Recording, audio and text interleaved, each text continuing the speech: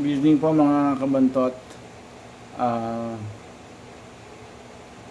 mga iba naman po tayo. May ibang balita na wag na lang puro si Epipanyo Labrador saka politics. Ito baka marami pong hindi nakakabalita. Itong news, may news po kasi isang tragic na news na nangyari sa Amerika. Nabasa ko lang kasi yung post nung kaibigan kong Amerikano na naging kaibigan ko siya kasi kalaro ko po siya sa isang laro dati sa online. Nakita ko lang yung post niya. Medyo tragic medyo malungkot na balita. Lalo po sa mga Amerikano. Isang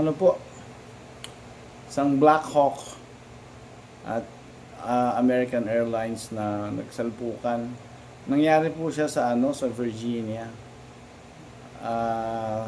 Parang pababa po yata nasa final approach na yung American Airlines. Tapos sumalpok nagkasalpukan sila ng Black Hawk. Nabasa ko yung mga comments sa news. Marami sa kanila skeptic bakit daw ang ginagawa ng Black Hawk doon sa commercial airspace. Totoo naman, bakit siya nandoon? Tapos meron pa nagsabi na Black Hawk yan kumbaga top of the line niya ng mga sasakyang panggera ng mga Amerikano. So pakikita ko na lang po yung sa news. Ang iano ko sa TV para mas malaki. Yung aerial, yung parang footage na nakuha tas nagkaroon ng salpukan. Wala lang po, para lang balita lang, para maiba naman tayo ng balita. Medyo malungkot lang ito, lalo sa mga Amerikano na nangyari ito. Sa kanila pa nangyari.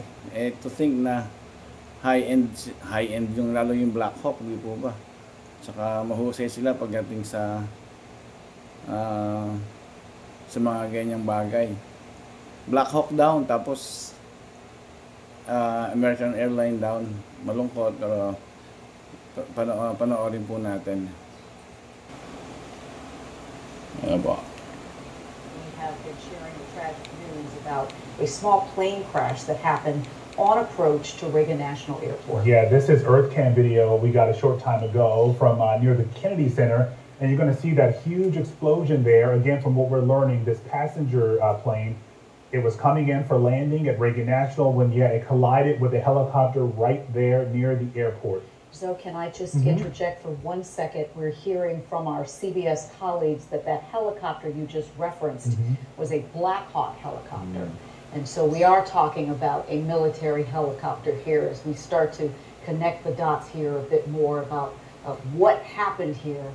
We don't know how this happened, but something tragic happened before 9 o'clock when that plane from Wichita, Kansas was attempting to land at Reagan National. Yeah, and we're just learning, Les, that it was an American Airlines jet 5342. Again, what Les mentioned a moment ago, colliding with a Black Hawk helicopter there. Not too far away from Reagan National. Again, American Airlines Flight 5342 out of Wichita, Kansas, with a Black Hawk helicopter. And for a point of reference. So yun po, yung pababa na yung aeroplano kasi ilog po yun, yung madilim na part, ilog yun, tapos across ng ilog, andun na yung runway, so final approach na siya tapos sumalubong yung Black Hawk. Paano nga naman nangyari, no? Mababahiran na naman ng ng kung ano-ano. Parang yung nangyari ng 9/11 sa New York. So sana hindi siya tawag doon terrorism na naman or attack ng mga terorista. Ilan po, parang breaking news lang. Maiba naman tayo. Sana mayroong kamag-anak sa atin or kakilala na ng kanapasama doon at ayun, sana meron pang nabuhay o Bumagsak yung ano sa ilog eh. Yung ilog po kasi yon. Yun. Yun lang po. Ano lang, maiba lang update. Thank you mga kabantot. Breaking news pala, hindi update.